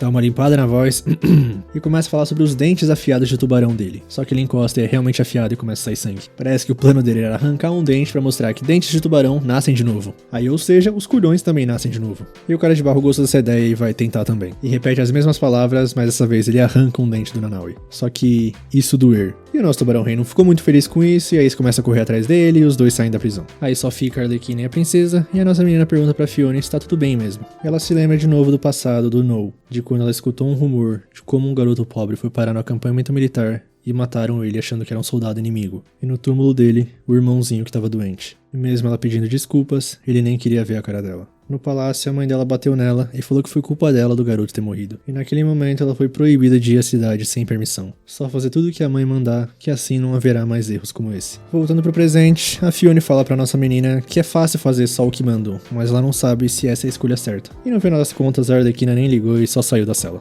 Já a princesa ainda tá em dúvida se essa foi a escolha certa ou ela cometeu outro erro. Mas o nosso menino Cecil fala que seja como for, é o dever dele ainda ficar do lado dela e dar todo o apoio possível. Do lado de fora, na fuga, parece que já descobriram tudo. E agora é a hora do cara de barro brilhar, porque ele já interpretou o motorista uma vez. E não era só um mero figurante não, ele teve até que sorrir pra protagonista. Aí todo mundo ignora e dentro da carruagem, o pacificador fala que tem uma estratégia. E vai começar com o cientista maluco que sabotou a paz dele. Com o pensador, como ele vasculhou as mentes deles, ele sabe que eles precisam do portal a cada 72 horas. Por isso ele já tá lá e levanta uma fortaleza gigantesca. E o nosso esquadrão já tá na frente da fortaleza. Observando de longe de binóculos, o cara de barro fala que tem que tirar o chapéu. É praticamente um palco propício pra algo como a Bela e a Fera. E o Nanaue não consegue usar o binóculo porque ele é um tubarão. Fica aí a informação. Aí o pistoleiro fala pra eles levarem a sério porque tem muitos elfos lá. E o Rick complementa que se eles só se apressarem sem ter um bom plano, eles vão ser pegos. Desse jeito, nosso cara de barro faz uma miniatura ultra realista da fortaleza. E o pistoleiro começa, que tem soldados posicionados dali até ali, estão lado a lado, sem espaço pra se infiltrarem. Aí o cara de barro fica impressionado com a precisão dele, mas o pacificador fala que os soldados são treinados pra isso, mesmo que fiquem perturbados depois. Mas o pistoleiro fala pra parar de falar besteira, porque ele já era perturbado antes de entrar no exército. E de repente, com o binóculo, a Harley vê a katana junto com o pensador, e o Rick ouviu falar que é ela que lidera o grupo. Isso eles pensam que vai ser difícil acabar com o pensador sem antes acabar com ela. Aí a nossa menina Harley tem a brilhante ideia de que tal eles darem uma bela surra no cientista maluco, enquanto também dão uma surra na katana. 2 coelhos com uma cajadada só. E nesse meio tempo o cara de barro toma um susto com o Nanaue só porque o nosso tubarão quer ver o binóculo de novo. Mas voltando pro plano de infiltração, parece que todos os soldados estão interligados pelo cérebro. Provavelmente por causa do capacete do pensador. Ou seja, eles têm que dar um jeito de tirar o capacete dele. Aí o pacificador dá uma olhada no ambiente, vê uma casinha não muito longe da fortaleza. E a Arlequina solta do nada que uma vez ela e o Coringa roubaram um banco e abriram um cofre que era mantido em segurança máxima. Aí o pessoal começa a zoar dela, mas ela tá falando sério. E o Nanaue a rota bem alto, fica aí a informação. Enfim, a questão é que o cofre, a segurança, os guardas não fazem diferença. O que importa são as pessoas, eles só precisam ameaçar a pessoa que tem as chaves. E o pacificador fala que com isso, eles já têm a última peça do quebra-cabeça. Dessa maneira, eis o que eles vão fazer. Primeiro ele, a Harley, o tubarão-rei e o cara de barro vão se aproximar da fortaleza por trás. E isso já tá ao vivo e o cara de barro tá achando isso bem humilhante. Mas o Nanaue bota ele pra dentro e a Harley dá um adendo pra não comer ele. Aí o nosso tubarão fala que argila ter gosto ruim. Aí o cara de barro começa a avisar pro Nanaue que coisas como água é ruim pra ele, então é pra evitar. Porque a argila pode ser úmida, mas não é como água, e dito isso, nosso tubarão já tá na água. Aí o Nanaue fala que entendeu tudo, então agora vai mergulhar. A relação desses dois é boa demais. Aí continuando o plano, enquanto o tubarão-rei leva o cara de barro pra fortaleza, o coronel Flag e o pistoleiro vão pro portão da frente. E só vão esperar o sinal. Aí quando o sinal chegar, o coronel Flag vai atacar e atrair os elfos pra aquela cabana ali. O pistoleiro não vai porque ele vai ficar de olho no que tá acontecendo na fortaleza, assumindo o comando da equipe de infiltração. E pelo jeito ele não gosta muito de receber ordens. Aí no ao vivo ele tá com o Rick e parece que eles não combinaram o sinal. Só que alguém arrota bem alto e eles escutam. Na verdade, acho que esse mundo inteiro escutou. Então o pistoleiro fala que esse é o sinal. Então é pro Rick ir. Ou melhor, o pistoleiro joga ele lá embaixo. E aí não tem muita opção a não ser fugir dos elfos levando eles até a cabana. E o pistoleiro também começa os trabalhos explodindo uma estátua da fortaleza. Lá dentro o pensador já viu que eles finalmente chegaram. Mas podem usar a estratégia que for, essa fortaleza não vai cair. Mas de qualquer jeito, ele manda chamarem ela, porque há trabalho a ser feito. Só que agora já é a vez do cara de barro fazer sua magia. Já infiltrado, ele se transforma no pensador e começa a perambular pela fortaleza. E dá de cara com a katana, que pergunta se precisa dela pra alguma coisa. Aí ele começa o papo furado porque o papel dele é distrair ela. E enquanto isso, o pacificador e a Harley raptam um dos elfos e prendem ele na cabana. E o plano originalmente era o pacificador se disfarçar de elfo pra raptar um deles. Ele até se transformou na frente do pessoal e tudo pra mostrar a fantasia, mas todo mundo só ficou impressionado em ver pela primeira vez a cara do pacificador. Porque jamais que um maromba como ele vai se passar como um elfo. Então, o plano foi simplificado pra simplesmente o Nanaue raptar um deles. E assim feito, o elfo raptado já tá cara a cara com o pacificador. Esse negócio na orelha deles que parece ser o dispositivo de telepatia. E o pacificador começa falando que tá curioso pra ver como é que o cérebro deles tá conectado tudo em um só. Será que eles têm integridade suficiente pra não cederem sob dor aguda? E... do lado de fora, o Nanaue tá tentando comer o Arthur. E curiosamente, os elfos começam a gritar de dor segurando a própria mão. Dentro da cabana, o pacificador não tá com uma cara muito pacífica não. Só que o pensador vê tudo isso, aumenta a potência e manda eles atacarem o soldado que estiver mais fora da frequência. E agora eles até ignoram o Rick, mas estão indo pra cabana, então conforme o plano. Logo, é a vez da Harley e do Nanaue entrarem em ação. Mas o pistoleiro já manda o segundo sinal. Então a Arlequina deixa o nosso tubarão e o Arthur se divertirem sozinhos. E ela sai correndo numa coreografia insana direto pra fortaleza. Lá dentro, o pensador tá ficando louco. Não tem nenhum exército esperando pra emboscar eles do lado de fora da fortaleza, nem qualquer arma mágica do reino. Nem mesmo o novo poder mata-humano. Então o que esse esquadrão tá aprontando? Só que embaixo dele, a Arlequina já invadiu a sala onde ele tá. E já tá zoando a roupa dele. Mas o pensador não se deixa abalar. E fala que o plano deles é tão estúpido que ele nem cogitou a possibilidade dele. Aliás, parece que ele tem controle total sobre essa sala. Aí ele pergunta onde tá a katana e a Arlequina avisa que ela não vai aparecer não, porque ele mesmo tá mantendo ela ocupada. Dessa maneira chega de conversa fiada e a nossa menina fala pro pensador que é bom ele tá pronto pra sentir dor. Ela pula pelas pilastras e começa a atacar ele com tudo. Só que parece que ele consegue prever todos os movimentos dela e ainda joga ela lá de cima. Mas ela não desiste e vai de novo, só que dessa vez bate a cara numa pilastra. e começa a ver um monte de mini Arthur. Aí parece que ela endoidou, só que ela pega o taco e joga de uma vez, surpreendendo o Pensador. Dessa vez ele não conseguiu prever. Ela levou um golpe de propósito na cabeça para que o Pensador não veja o que ela tá pensando. Só que ele fala que isso só funciona de um nível superficial, ele pode sempre mergulhar mais a fundo na mente. E ela convida ele abertamente a fazer isso. Assim feito, ele fala que ela vai se arrepender disso. Agora, ele já tá nas memórias da Arlequina. Ou melhor, da Harleen Quinzel, psiquiatra no asilo Arkham com um futuro brilhante pela frente. Mais uma vez, um certo palhaço perguntou pra ela se ela ama ele de verdade, será que ela morreria por ele? E ela ia ter que provar isso, caindo naquele ácido e jurando amor eterno ao Coringa. Só que quem ele tá segurando, na verdade, é o Pensador, e a nossa menina tá junto do Coringa, falando que é só amar o pudinzinho dela que vai ficar tudo bem. Desse jeito ele é derrubado, e parece que a mente da Arlequina não é uma mente normal. E ela finaliza ele com a clássica atacada. Com isso, do lado de fora, os elfos todos param. O pistoleiro e o Rick também se juntam e o pacificador faz realmente de tudo pelo seu objetivo mesmo. E o Rick fala que já não pode mais reclamar se for chamado de vilão. Só que eles ouvem um baita barulho vindo da fortaleza, que pelo jeito tá desabando. E a Arlequina se diverte até fugindo. Lá dentro, a Katana finalmente aparece pro Pensador. E fala que pra um cara famoso por ser o mais inteligente do mundo, ele não é grande coisa. E silencia ele. Com isso, a fortaleza finalmente desmorona por completo. Mas a Arlequina ainda tá ali por perto, encharcada de água. E a Katana aparece, segurando a cabeça de um certo Pensador numa mão. Até a nossa menina se assusta, mas a Katana fala que só valia a pena mantê-lo por perto por causa do capacete. Na outra mão, ela joga o cara de barro na água. E começa a se desfazer, virando uma gosma. Dessa maneira, a batalha entre as duas começa. Mas de novo, a Arlequina deixa o seu taco ser isolado. Então ela pergunta pro cara de barro se ele vai ficar muito tempo nesse formato de E realmente, ele fala que não pode se dizer um cavalheiro se ele não agir de acordo quando uma donzela precisa dele. Desse jeito, ele toma a forma de uma espada, e agora sim, a revanche da Arlequina contra a Katana vai começar. A luta tem uma coreografia insana, fluida, e a nossa menina corta a arma da Katana em dois. E a luta continua insana de acirrada, o cara de barro ajuda mexendo nas pedras ali perto também, e o entrosamento dos dois é coisa de louco. Tanto que a Arlequina até tira a máscara da Katana, que reconhece que a Harley é uma mulher fascinante. Mas a luta não continua porque o resto do esquadrão aparece. A Katana começa a fugir, o pistoleiro tenta acertar, mas pelo jeito ele só acerta quando tá a 300 km de distância. E ela consegue entrar na água pra fugir porque lá dentro tinha aquele povo que mais parece uma foca que lutou com o Nanau esperando por ela. Só que o cara de barro fala pra eles não irem atrás dela porque seria desperdício de energia. A vingança fica pra outro dia. E bom, o pacificador fala que é uma droga ela ter escapado, mas pelo menos eles estão com as próprias cabeças intactas. Então, tudo finalizado, o Rick fala que é hora de relatar as boas notícias. Só que o esquadrão pergunta pra quem e como. Aí, nosso Rick aponta pra cima. Mais tarde, o nosso esquadrão observa o Arthur botando fogo em alguma coisa. É a bandeira do Império e o nosso dragão fez um ótimo trabalho para a primeira missão. No palácio, toda essa batalha que aconteceu já foi relatada à rainha. A princesa Fiona, que tá escutando escondido, fica feliz de ouvir isso, mas quando ela olha pra mãe dela, ela manda despachar as tropas para trazer todos aqueles arruaceiros forasteiros pro castelo. E caso resistam, é para cortar a cabeça deles. E ela faz mais outro rosto furioso que eu nunca tinha visto nos animes. Mais tarde no palácio, começa a assembleia para discutir os feitos do Esquadrão Suicida. Eles dividem bem as opiniões, porque alguns acham que eles salvaram o reino, outros acham que eles têm que ser punidos porque desrespeitaram a rainha. Aí vira uma bagunça, aparece o Brasil, então a majestade pede ordem, e fala que eles podem decidir por conta própria se são aliados ou inimigos do reino. Desse jeito, ela chama pelo Theodore, que fica surpreso porque ela nunca chama ele pelo nome. Assim, como o Theodore é um dos vassalos mais leais e confiáveis dela, ela vai confiar uma tarefa a ele. Logo mais tarde, nosso esquadrão já tá no palácio e estão esperando ser recebidos com uma festa.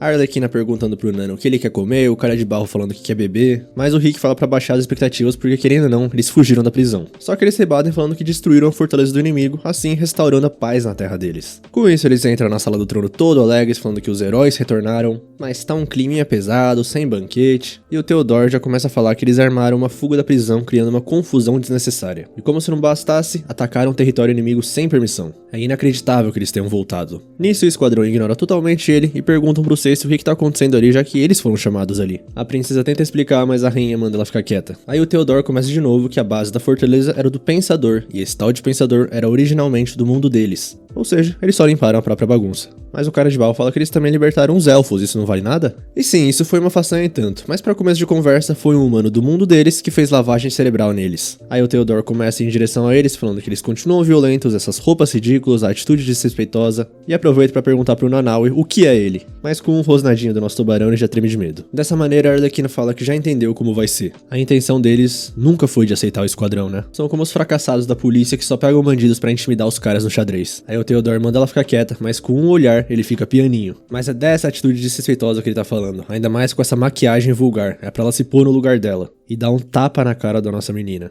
o que faz o nosso esquadrão ficar furioso, mas o primeiro que age é o Tubarão-Rei já engolindo ele. E a rainha dá um sorrisinho com isso. Então o Cécio parte pra cima, mas o Nanaue também engole a espada dele. E antes dele fazer o truquezinho de voltar a espada pra mão dele de novo, o pistoleiro já tá com a arma na cabeça dele. Assim tudo se encaminha pra uma batalha entre o esquadrão e os cavaleiros do reino. Mas a rainha rapidamente captura o Tubarão-Rei, falando que eles deviam saber que não podem ferir um súdito do reino dele. Só que a Arlequina já joga na cara da rainha, que sabe que foi ela que o colocou pra fazer isso. Mas a rainha fala que não sabe do que ela tá falando e manda executarem todos imediatamente. E aí o Cécio começa a falar pra ela que isso é exagero, e ela surpreendentemente reconsidera. Mas então, vão executar apenas o tubarão. Aí, considerando a contribuição dos outros para a derrota de 2 generais do exército inimigo, os demais serão exilados. O pistoleiro não gostou muito dessa ideia, mas parece que ele não tem muita opção a não ser aceitar. Desse jeito, o Nanaue é levado. Logo mais tarde, do lado de fora, o esquadrão já tá indo embora, mas a princesa pede pra eles esperarem. Ela começa a falar que não era pra isso acontecer, que sente muito, mas a Arlequina fala pra ela parar com as desculpinhas. Ela fica com ainda mais raiva de ouvir esse lenga-lenga. Aliás, a princesa nem tentou impedir, isso porque ela que implorou pela ajuda deles. A Harley odeia tudo nela, é tudo da boca pra fora. Antes ela tava falando algo sobre como parece errado apenas seguir ordens, mas a verdade é que ela tem tanto medo da própria mãe que virou a marionete dela. Com isso, a nossa menina deixa o taco pra trás e vai embora. Aí mais tarde, num bar lá, o nosso esquadrão tá se embebedando. O cara de barro começa a se mostrar pra algumas mulheres falando que tá fazendo alguma magia enquanto ele mergulha na própria lama. E pra ser sincero, elas acharam bem bizarro isso. Mas ele fica bravo porque ele acabou de recriar uma das cenas mais famosas do cinema. Enquanto o pacificador bebe um copo atrás do outro, mas o Rick fala pra ele parar de fazer isso. Só que ele fala que não é pra misturar ele com aquela laia que ele não fica bêbado. O truque é manter a mente em silêncio pra revelar a paz que há no fundo de uma garrafa. Arlequina parece que não conhece muito bem esse truque e volta do banheiro um pouquinho alterada. Dito isso, ela continua bebendo e mostra que pegou um negocinho lá do palácio pra fazer fundo de aposentadoria. A Arlequina começa a choramingar, falando que devia explodir logo as bombas no pescoço deles. O Arthur parece que arranjou um amiguinho e pergunta pro Rick se ele namora. Porque ela sim, o pudinzinho dela, ele é o melhor homem do mundo, um verdadeiro príncipe encantado. E teve uma vez que ele disse que todas as pessoas querem encontrar um mundo diferente. E como todos estão gritando por dentro, esse não sou eu. E ela acha ele um gênio, porque é exatamente assim que tá se sentindo agora. Aí nisso, um menestrel chega no bar e o cara de barro começa a lisonjear ele. Com isso, ele começa a tocar e cantar sobre o nosso esquadrão, sobre os feitos heróicos deles, os heróis de outro mundo. E a Arlequina manda ele parar de cantar, porque eles não são heróis, são só um bando de bêbados, abandonados e exilados pelo reino. E o pistoleiro também não tá muito feliz. Já o cara de barro tá feliz porque nenhum dos feitos dele foi mencionado na música. Aí manda ele continuar a canção, mas o pistoleiro joga uma garrafa na cabeça do menestrel. Aí o cara de barro ataca ele, mas o pistoleiro fala que nunca vai ser acertado por um charlatão que não consegue nem o papel principal, muito menos de herói. Já ele responde que o pistoleiro sabe irritar bem as pessoas, não é à toa que a família dele abandonou ele. Dessa maneira, agora é guerra dentro do bar, entre os heróis de outro mundo. Aí vira mal algazarra, o dono do bar tá chorando, e o menestrel chega no pacificador pedindo pra ele parar eles. Só que o pacificador levanta o músico e fala que quem mexe com a paz, mexe com ele, jogando ele nos dois ali. E parte pra cima do pistoleiro sem calças. Talvez o truque dele de ficar bêbado não funcionou muito bem. Nisso ele também começa a falar da Arlequina, que ela tem cara de bolacha, que a maquiagem dela tá uma porcaria, e ela joga uma maçã com uma faca dentro no capacete dele. Assim ele vira o rosto e fala que alguém mexeu com a paz. E a Harley aponta pro cara de barro. Desse jeito, a segunda temporada da Guerra no Bar continua, enquanto o Arthur e seu amigo bebem cerveja como dois bons amigos. Já o Rick se afoga num vazio indescritível. Logo de manhã, a nossa menina acorda com um pouquinho de dor de cabeça, e o resto do esquadrão desmaiado também, com destaque pro pacificador que ainda tá sem calças. Mas o Rick aparece e joga água gelada no pistoleiro pra ele acordar, porque tá na hora deles irem pro portal, porque depois de tudo que aconteceu, com certeza vão mandar que eles voltem. Mas não sem o Nanaue, e ele não sabe quanto tempo vai levar pra resgatar ele. Por isso eles vão até o portal pra reiniciar o cronômetro nas bombas. Aí a Arlequina pede pra eles não falarem muito alto, porque o Arthur e seu amiguinho novo estão dormindo. Desse jeito, mais tarde, parece que ela deixou o Arthur pra trás. Porque se eles voltarem pro mundo deles, ele vai acabar sendo dissecado ou algo assim. Já que ele pode voar livremente e até fez um amiguinho, e o cara de barro entende, porque provavelmente eles vão ser presos logo depois que voltarem. Mas acima de tudo, ele tá impressionado que isso foi uma baita aventura. Eles realmente viveram em um Isekai. Seria o clímax perfeito agora resgatar um amigo que foi preso, mas pra um filme talvez seja mais emocionante alguém assumir o lugar dele. Assim eles chegam no portal e parece que a contagem das bombas foi reiniciada. Nisso Amanda Waller contata o Rick ali mesmo, o que impressiona nosso esquadrão que nem sabia que ele tinha um rádio. Aí ele contextualiza tudo, então ela fala que ele tá autorizado a voltar. Aí ele explica sobre o caso do Tubarão-Rei e tal, mas Amanda fala pra não se preocupar que ela cuida disso por ali. Assim o pescoço do cara de barro começa a apitar e a cabeça dele explode.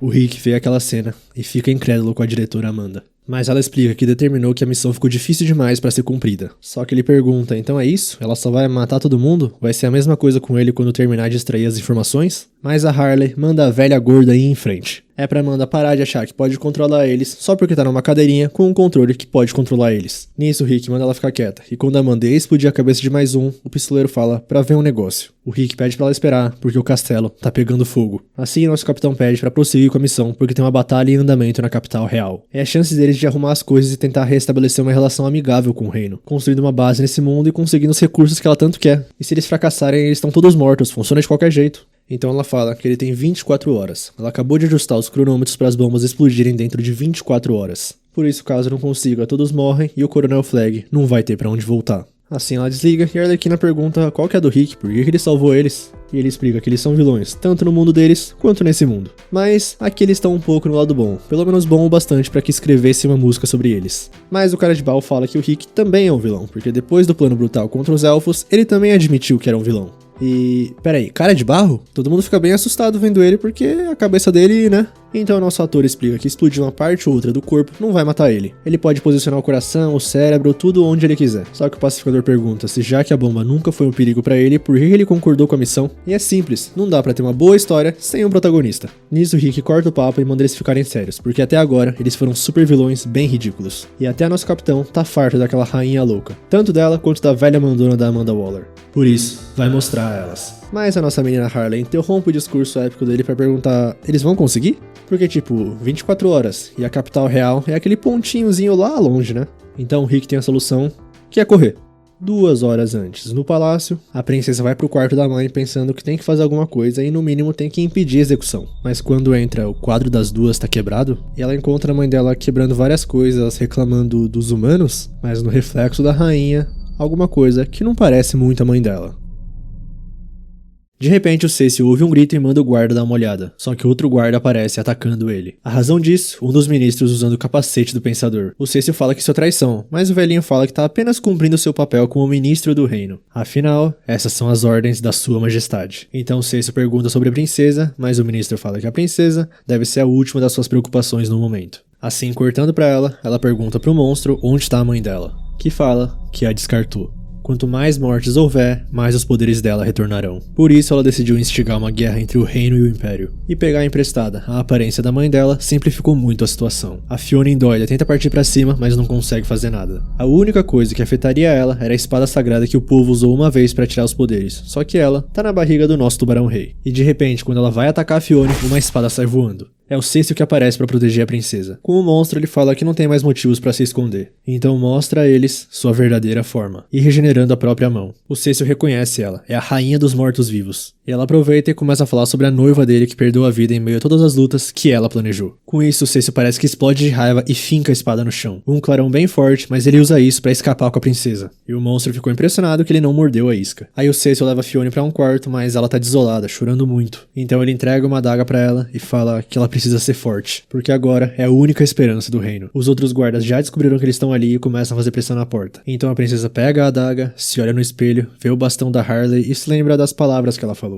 Nesse meio tempo, os cavaleiros finalmente conseguem arrombar a porta. E tá só a princesa ali de pé. Com isso, o ministro fala pra ela se render logo. Só que a Fiona começa a falar que esteve se contendo há muito tempo, porque ela já tinha se convencido de que era isso que a mãe e o povo precisavam dela. Mas ela estava enganada. Essa é a vida dela. A felicidade dela é o que mais importa. Então o ministro começa a se aproximar, e quando a princesa vira, ela tá maquiada de Arlequina e fala que cansou dessa de se conter, dando uma tacada que quebra o queixo do ministro. Aí os guardas também desmaiam e o Cecil finalmente sai do armário pra um ataque surpresa, sendo que tá todo mundo derrotado já. Ele não entende muito bem, mas a princesa ainda tá batendo no ministro, chamando ele de Parece que a nossa menina Harley ganhou uma pupila mais boca suja que ela. E ela fala pro Cecil que é hora de revidar. E nem ele sabia que ela tinha tanto estresse reprimido. Do lado de fora, a rainha dos mortos-vivos já começa os trabalhos na capital. Fazendo mortos-vivos, né, obviamente, saírem do chão. O povo fica desesperado, gritaria pra todo lado, e isso é como música pros ouvidos do monstro. E ela projeta uma imagem gigantesca dela e fala pras pessoas que eles passaram a vida reverenciando uma rainha indigna. Agora, todos morrerão por causa disso. Mas no palácio, uma imagem gigante da princesa fazendo cosplay de Arlequina, falando que não é verdade. O povo não pode se deixar entorpecer pelo medo e pelo desespero, porque é exatamente isso que ela quer. E a princesa garante que eles ali no castelo vão lutar, e convoca todos os habitantes pro palácio. Só que, obviamente, a rainha dos mortos-vivos não vai deixar a marionete falar desse jeito. Assim ela controla aquela foca polvo gigante pra ele fazer um knock upstream, inundando o palácio inteiro de água de baixo pra cima. E quem subiu junto com a água? O crocodilo falante. Mas quando ele vai em direção à princesa pra jantar, tem um tubarão bem perigoso na água, porque com essa inundação, o Nanaue conseguiu escapar da masmorra. E ele parte pra cima do crocodilo porque ele acha que a princesa é a Harley.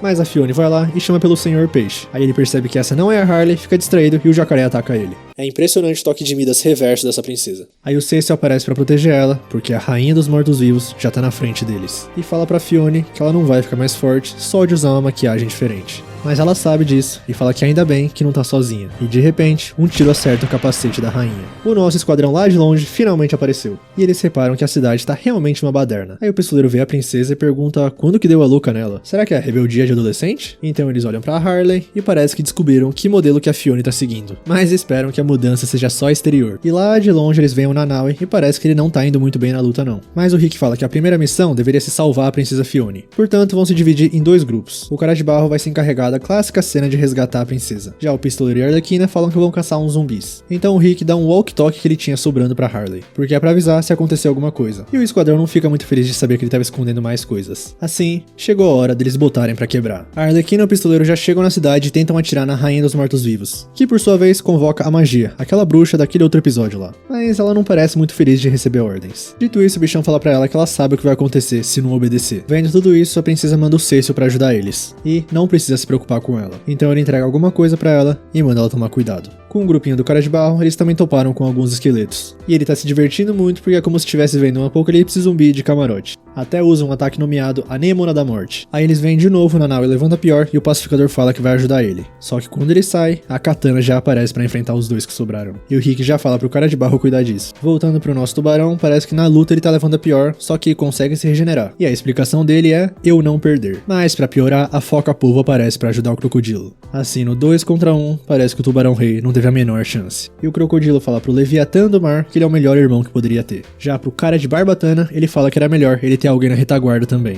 Mas alguém grita que ele tem.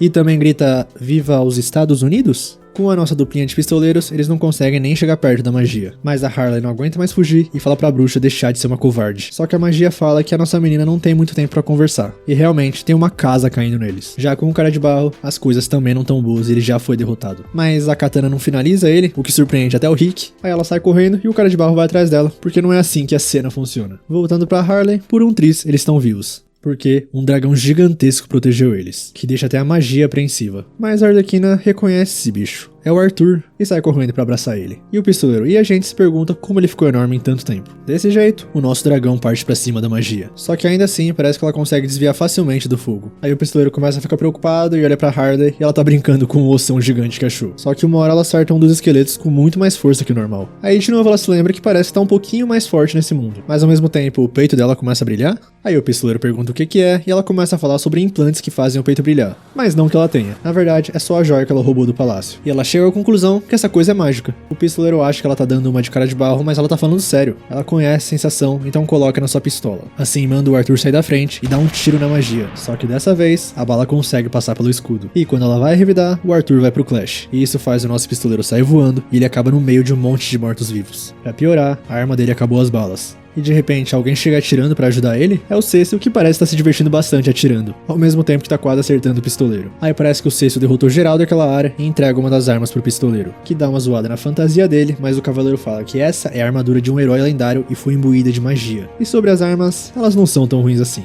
Voltando pra Harley, a magia realmente não consegue se defender dos tiros da pistola. Assim ela cai no chão e enterra a Arlequina quem manda, que pergunta qual o objetivo dela ali, porque ela viu que tinha algo estranho entre a bruxa e a esquelética. Além disso, depois de usar toda essa magia, a Harley percebeu uma coisa. Daquela vez que o Pensador atirou no esquadrão, foi a magia que parou as balas. E com isso a bruxa faz uma expressão que a Arlequina reconhece. É a cara que a pessoa faz quando o Coringa tá mantendo como refém algo que é precioso pra ela. E parece que bingo. Cortando pro cara de barro e pro Rick, eles se deparam com o esqueleto do dragão do outro dia e a magia tá dentro dele. E o cara de barro fala que sempre que surge um personagem com o mesmo rosto de outro, tem uma boa trama por trás. E chega à conclusão que chegou o momento dele roubar os holofotes. Atrás deles, a Katana observa tudo isso com um sorriso no rosto. Será que a nossa katana tá por trás de tudo isso? Não basta nas Olimpíadas, mas aqui também os japoneses vão ganhar da gente? Da gente, no caso, sei lá, o Nanau e o Pistoleiro, dá pra considerar eles brasileiros? Mas bom episódio e o próximo vai ser o último, hein? Animezinho rápido de 10 episódios só. Então, se você assistiu até aqui, muito obrigado, de verdade. Deixa o like se você gostou, que ajuda bastante. Se inscreve no canal pra acompanhar outros animes da temporada e esse, claro. E comenta aí se você tá ansioso pro próximo episódio, o que você achou desse, o que você acha que vai ser o plot final. E é isso, tamo junto, valeu, falou!